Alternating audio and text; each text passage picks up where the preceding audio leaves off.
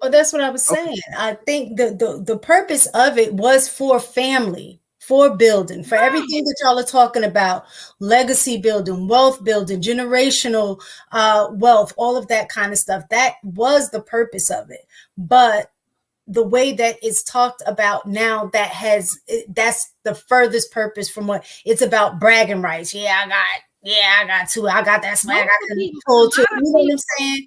And mostly the women that get in those situations are not necessarily about that life either. They're about the benefits that come with it, because they're only going to do that with like a ball player, or you know what I'm saying, somebody that has a lot of means. So it's not really about the family aspect. It's more about what I can get from an aspect. Like, what's the guy who just had what's the guy who got all of them baby mothers that we were talking about? Nick Cannon. That's not polygamy. So listen to this. That's what I'm saying. All of those women were willing to put themselves in that situation for the benefit of what they can get out of it, and that's not the purpose of it. But that's not polygamy. That's just him having sex with, having a lot of baby mamas. That's two different things. You're comparing apples to oranges. That's not. I'm saying that this is what people are looking at polygamy as. I'm not saying that. When people look at stuff as the wrong thing all the time, we're not going to talk about that. We're talking about what it is, okay? And what I'm saying to you, if it is done right, I don't think that it will be a bad. I personally don't think it'll be a bad setup. Now, do I think that a man should be able to be greedy with it? Absolutely. There should be a limit to it. But most women are in that situation anyway. How about choice? Wait. Hold on. They not just a lot of women. But it's no commitment currently, right? No security. No security. They're not getting no benefits to a family. Because this single dating market where everybody having sex with everybody is not polygamy, but it's the perverse version of what it would be if the minds of how people see polygamy going on is. You sleeping with her baby daddy, she sleep, like all of this craziness, no commitment, no security, and men have no responsibility like to protect anybody. Absolutely. It's just crazy. Like that girl, when they got hit in a polygamous society like the Muslim countries, that girl when they got hit in the brick by man, she wouldn't even have been out there doing it because she would have had a husband. It wouldn't be 6 women that don't have a man that's out here freelance trying to figure out what to do with life, going crazy, turning to each other, all this extra stuff. It's a sad world we live in. I've seen a couple religious scholars talk about that was the solution to the West problem, but we don't do what's good for us, unfortunately. And it'd be too much of a responsibility on men because a lot of men don't want that responsibility. Okay, so I'm not against polygyny. I'm really not. But I want to touch on this video point real quick, and I'll shut up. Okay. Black women, please stop listening to angry, bitter, upset white women. It has led us down a ridiculous path of the single mother homes through feminism. That's what got us here. Stop listening to them. Stop listening to them. I get it. They fucking with y'all. I get it. But what I think, let me just tell you, and please do not get mad at me, but this is just what I gather, and this is all just an opinion. Okay? I do think for some, absolutely. But I think for a group of women, I think that women want more.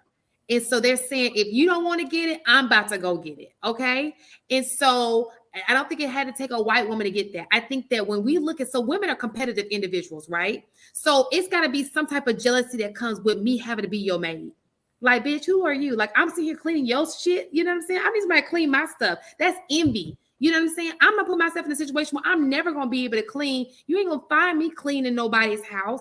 You know, just imagine you can never have that. And you sit here and you got to be in a job where you breastfeeding. Well, that's slavery. But where you got to clean up this chick who ain't doing nothing's house. You envy that a little bit. You're like, why can't I have that? You know what I'm saying? So I think that if you dig a little deeper and I see that, I'm like, I'm gonna go for it myself. I'll make sure I don't have to be in that situation. I can get what you got.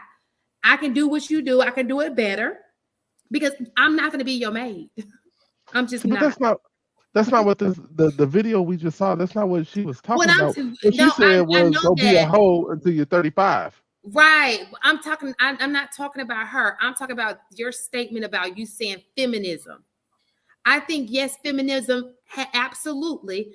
But I do think that in the psychology, if I took myself out of my situation right now and I put myself as I'm working in the 60s and I'm cleaning somebody's house, I know for myself, that's like, because I ain't gonna never think a chick over me, like, never. I don't care how much she may be, but she ain't never got the best of me. And it's just got to do something to you psychologically. Like, no, I'm not doing that. No, see, you can't clean my house. I get that, and currently feminism is this perverse supremacy, in my opinion. But our women have followed these white women for so effing long. We've listened to this. We following though. So, who was the leader of the feminist movement that hijacked the civil rights movement? The civil rights movement was meant for black folks.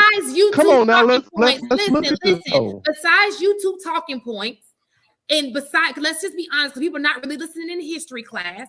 Who even knew about feminism? This new generation, who knew about feminism before YouTube talking points?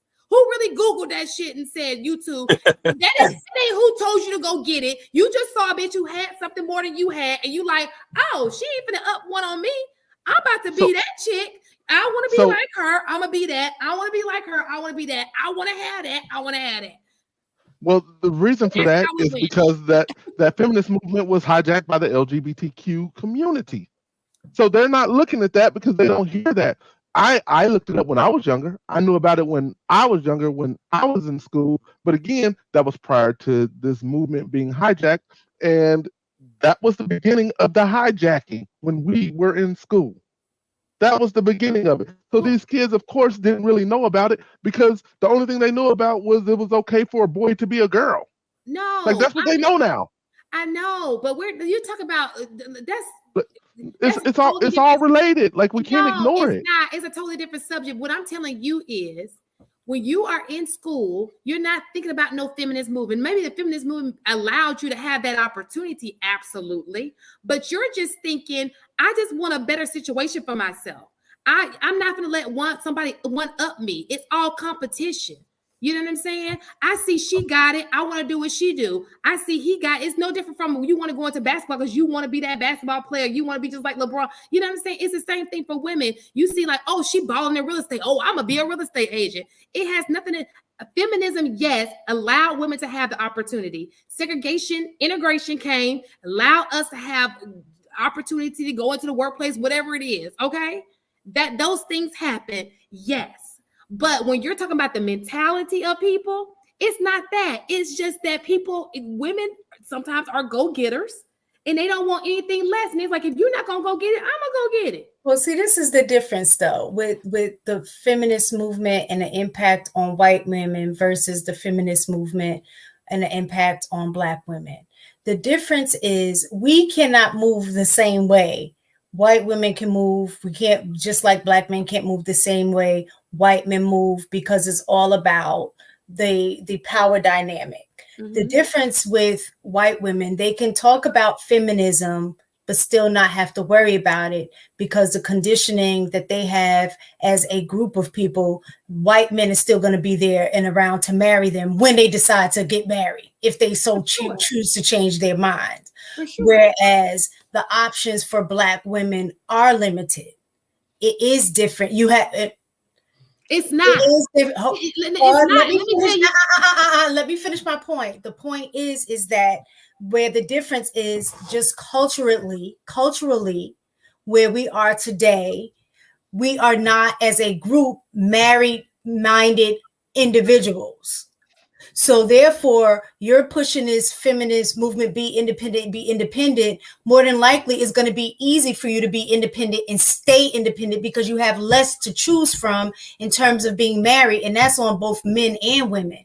Black men have a harder time choosing a mate from the choices that they have available, just like Black women have a hard time choosing a mate because of the choices that they have available. White women have a more of a larger selection because as a whole, their rates for marriage, the numbers are there. That's what I'm saying. So we can't move the same way in that type of movement because we don't have the same outcome options available. We don't have the same priorities. Right. Yeah, we take their shit and we multiply we it by run with 100, it. and that's us. Like, Right. it's crazy to me.